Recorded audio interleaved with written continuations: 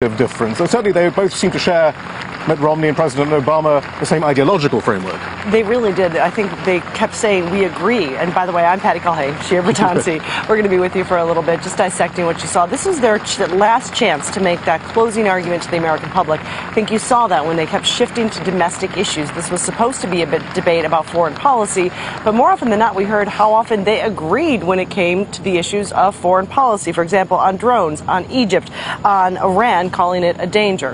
One thing not mentioned, Palestine.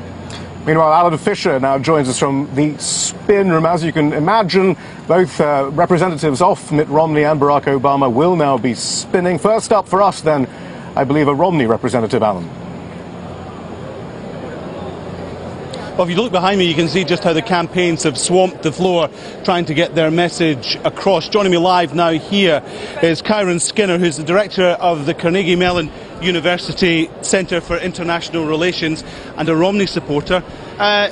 Is there any difference between the men? Because I heard Mitt Romney say a lot tonight, I agree with the president, I support the president, I think the president's done the right thing.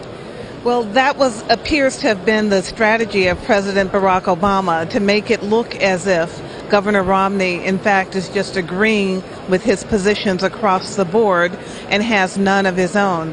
But I actually think the president didn't do so well in trying to make that case. When the governor said, I agree with you, it was often on a kind of broad approach. But when he began to talk in more specifics, the stark differences became quite apparent. Well, what specifics? Let's take Iran, for example. He said, I would like sanctions with the threat of military action. That's exactly what Barack Obama says. Where's the difference? Well, in terms of really making those sanctions work, one, but defining the relationship with Israel and being much more resolute on the role that Israel plays in U.S. foreign policy and its centrality to U.S. interest in the broader Middle East. I think that that's a fundamental difference.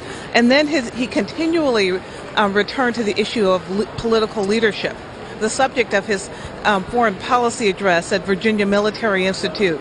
You hear it again and again throughout this debate, the notion that the United States is not more respected and liked in the world by a whole host of measures, as President Barack Obama promised in the 2008 campaign. That's a fundamental difference right there. Let's talk about Israel, because Mitt Romney says there would be no daylight between him and Israel, yet he wants to speak to moderate leaders in the Middle East.